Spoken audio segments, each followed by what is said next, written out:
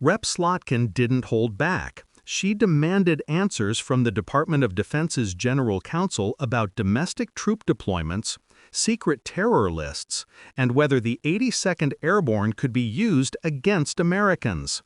What she got will shock you.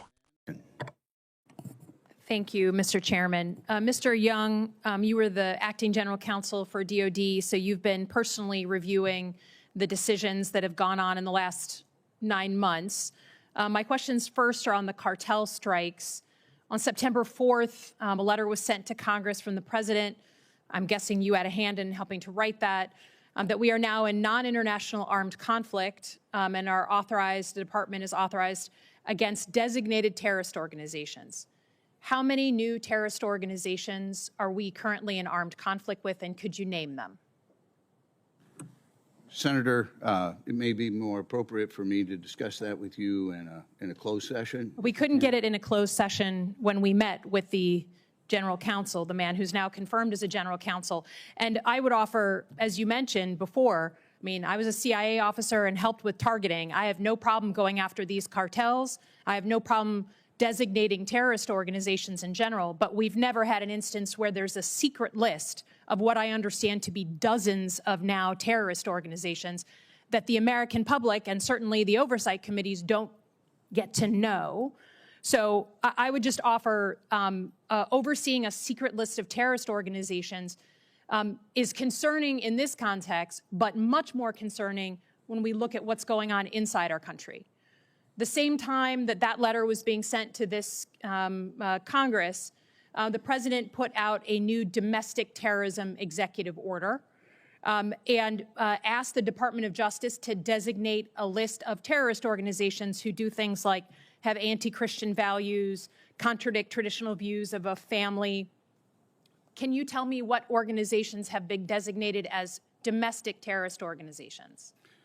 Senator, I'm not. Besides Antifa, which is. I am not aware of any designations under that. The Department of War, to my knowledge, has not been involved in that that I'm aware of.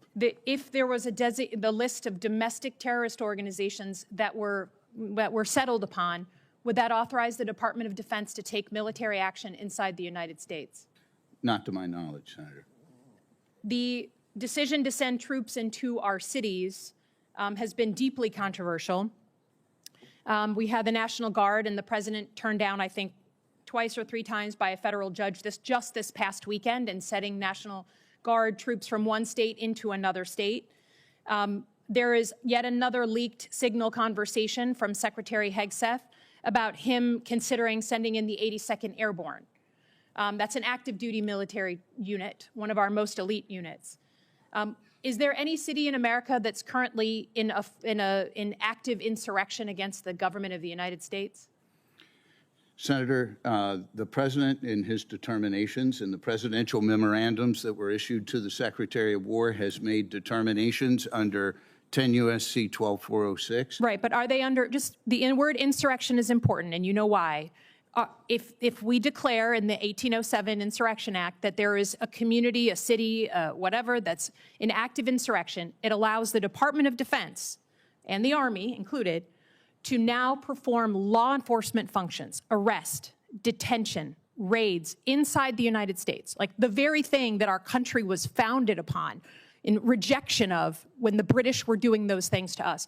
So right now, by your legal determination, is any city in America in active insurrection?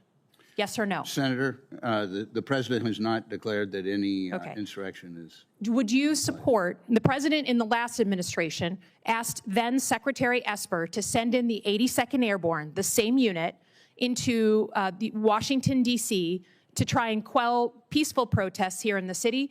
And he said, if necessary, can't you just, quote, shoot at their legs? Do you support the 82nd Airborne active duty military troops being sent into American cities today? Senator, it's my understanding the Department of Justice has looked at this issue going back to the 1970s when the Pentagon was under duress, as well as Washington, D.C., and it was the opinion then that the president would have the authority to use federal troops to protect federal functions and property in a manner federal that's property consistent. we get. That's, I'm not disputing that. would you approve, as a lawyer for the Army, would you approve the 82nd Airborne, an Army unit, shooting at the legs of unarmed protesters, or would you push back against the commander-in-chief against that order? Senator, I would say that the current rules for the use of force that U.S. NORTHCOM allows for service members I mean, to you use said you were force. going to speak truth to power. You literally just answered Senator Kelly and said you would speak truth to power. If the President of the United States asks you to, quote, shoot at the legs of unarmed protesters, yes or no, would you speak truth to power and say something in pushback to the President? I would certainly make sure that the President's directives would comply with the Constitution and law. Okay. I yield back. This exchange between Rep. Elissa Slotkin and the newly confirmed Department of Defense General Counsel laid bare some of the most alarming and unprecedented questions about military authority inside the United States. From the start, Slotkin zeroed in on one critical issue: whether any city in America is currently in active insurrection, and whether the military could be legally deployed against American citizens.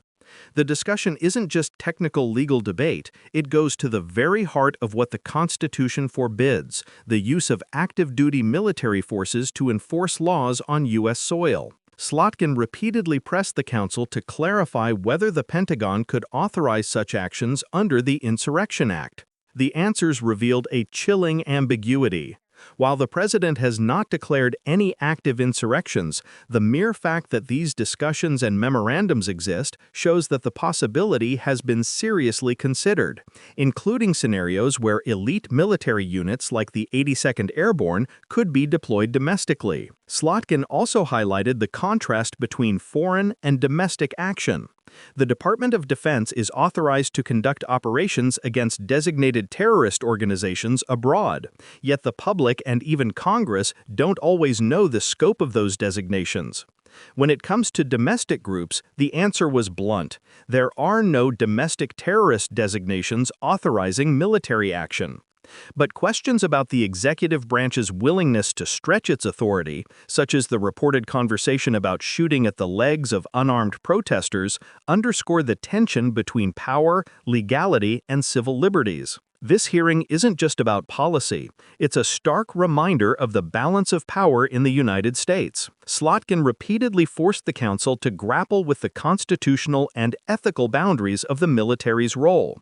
The broader lesson for viewers is clear: oversight exists to prevent misuse of power, and these discussions, while legal in theory, could have profound consequences for democracy if left unchecked. For everyday Americans, the implications are serious. This isn't about political theater. It's about ensuring that the military serves the country, not a single political agenda, and that citizens' rights are protected even in times of perceived unrest. Slotkin's insistence on clarity and accountability reflects exactly why congressional oversight is a cornerstone of American governance. If you want to understand the legal, ethical, and real-world stakes behind these high-level decisions, subscribe to Left Lens and hit the like button. We break down the hearings, explain the context, and make sure you understand not just what happened, but why it matters.